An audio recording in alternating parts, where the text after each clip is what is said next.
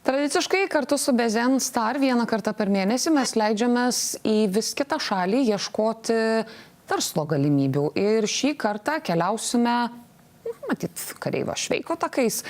Keliamės į Čekiją ir su mumis yra Lietuvos Respublikos garbės konsulas Saulius Bazevičius. Labas vakaras, ir mūsų studijoje yra ambasadorius ypatingiems pavedimams Aurimas Taurantas. Labas vakaras. Labas vakaras. Pone Taurantai, nuo jūsų galbūt pradėsime. Jūs kaip buvęs ambasadorius Čekijoje, ar rekomenduotumėte apskritai lietuviams, verslininkams bandyti ieškoti ten savo nišos ir rinkos? Žinoma, rekomenduočiau. Ir džiaugiuosi, kad pastaruoju metu pajutom susidomėjimą Lietuvos verslo Čekijos rinką. Anksčiau toks mano įspūdis buvo, kad yra kažkoks skeptiškas požiūris apie lietuvių verslo galimybės Čekijoje.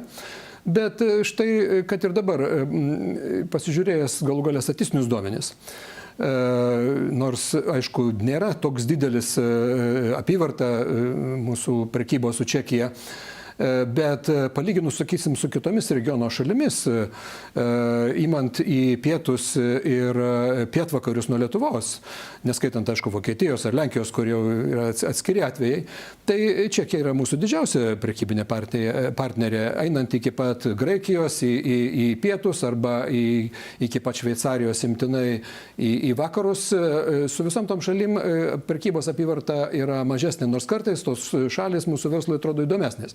Taip kad Čekija yra tikrai nemažas partneris ir tai reiškia, rodo, kad ten galimybių yra. Ir kai kurie verslininkai, ir tiek smulkesni, tiek didesni, turėjo ten sėkmę ir aš manau, mūsų garbės konsulas neužilgo kalbės, tai yra vienas iš tų pavyzdžių, kuriais mes džiaugiamės. Aš ir noriu paklausti, pone Bazevičiau, kuo galėtų būti patraukli Čekijos rinka mūsų šalies verslininkams? Labas vakaras. Kaip čia pasakius, Lietuvos rinka, Čekijos rinka vis dėlto yra 3 kart didesnė negu Lietuvos rinka. Aišku, jeigu lygintume tas rinkas su aplinkiniam valstybėm, tai ta rinka gal netokia ir didelė. Bet, kaip pasakius, yra labai gera strategiška vieta šitos šalies ir įsitvirtinus Čekijoje galima ir plėsti toliau savo verslą į kitas kaimyninės šalis, ką mes visi matom iš didelių investicinių iš užsienio, kur eina į Čekijos Respubliką. Pone Taurantai, jūs ir ponas Bazevičius kol kas labai aptakiai apie dydį, apie perspektyvas. Iš tiesų, ar smulkiam, ar stambiam verslui ir kokios tos nišos, aš noriu užklausti, būtų patrauklios lietuviams? Visų pirma, reikia turėti galvoj, kad ekonomikos struktūra Lietuvos ir Čekijos labai skiriasi. Čekija nuo seno garsėja savo pramonę, sunkiąją pramonę, mašinų gamybą. Tai būtent jos yra specializacija, jos pagrindiniai prioritetai. Todėl galbūt ir nenuostabu, kad, sakysime, tam pačiam prekybos balanse Lietuvos yra neigiama su Čekija. Faktiškai mūsų eksportas į Čekiją yra dvigubai mažesnis negu importas iš Čekijos. Natūralu, mes importuojam tas pačius Škodos automobilius, troleibusus, geležinkelio riedmenis ir panašiai. Bet tai yra ten jų stiprioji pusė. Sakysime, paslaugų sektoriuje, kai kuriuose kitose nišiniuose dalykuose, galų gale žemės ūkio produkcijoje, aš manau, kad Lietuva turi daugiau perspektyvų ir daugiau ką pasiūlyti. Ir galų gale ir pavyzdžiai tą rodo. Sakysime, galų gale ir aktyviai bendradarbiaujant su ambasada, pavyzdžiui, Žemaitijos pienas su Džiugo marke, sėkmingai, man būnant jau Prahoje įėjo Čekijos rinką ir dabar, sakysime, Džiugo sūrį galima rasti visuose didžiuosiuose supermarketuose ir čekai pamėgo tą sūrį. Tai čia kaip vienas pavyzdžių yra galima surasti ir daugiau jų. Tai rodo, kad atskiruose sektoriuose tikrai mes galime tas nišas surasti ir po truputėlį surandame. Ir kaip sakiau, sakysime, mūsų, kai buvo paskutinis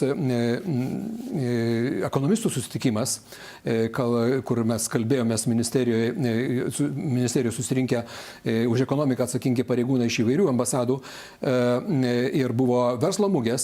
Jau šį kartą aš pastebėjau, kad susidomėjimas būtent galimybės Čekijoje buvo gerokai didesnės negu tą aš mačiau prieš metus ar prieš 2 metus. Pone Bazevičiau, ar iš tiesų per verslo mugės, per diplomatus jūs patartumėte eiti, mėginantiems ieškoti savo vietos Čekijos rinkoje Lietuvos verslininkams, ar ieškotis partnerių ten vietoje, ar kažkaip bendrauti tiesiogiai su įmonėmis? Kokios būtų jūsų rekomendacijos? Mano rekomendacijos būtų šiuo metu stengtis tiesiogiai užmegzti ryšius su prekybos tinklais, su įmonėmis, su firmomis, kadangi ta reikšmė tokia tų mugių pačios Čekijos teritorijoje jau dabar nėra tokia aiški, ryški, kaip buvo prieš 10 metų, daleiskim. Dirbant šitą kryptimį, geriausia, mano supratimu, pradėti vesti dėrybas su šitom didelėm kompanijom, kas apsprendžia apyvartos paskui apimtis, stengtis išsiaiškinti jų sąlygas, perprasti sistemą, susipažinti su finansiniais jų reikalavimais, atlikti gan smulkius paskaičiavimus, ypatingai būsimų išlaidų, ir tada pradėti kažkokį darbą surizikuoti. Žinoma, jeigu šitą darys verslininkai Lietuvos per tarpininkus, reikia labai įvertinti tų tarpininkų solidumą, jų pajėgumą. Ir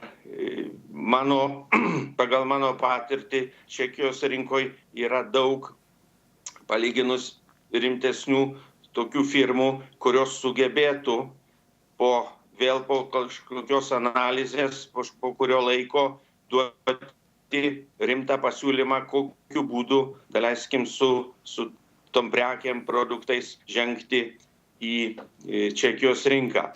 Tai buvo Lietuvos garbės konsulas Čekijoje, Saulius Bazevičius. Ačiū, kad buvote kartu su mumis. Ir studijoje buvo ambasadorius ypatingiems pavedimams Aurimas Taurantas. Ačiū, kad atvykote pas mus į studiją.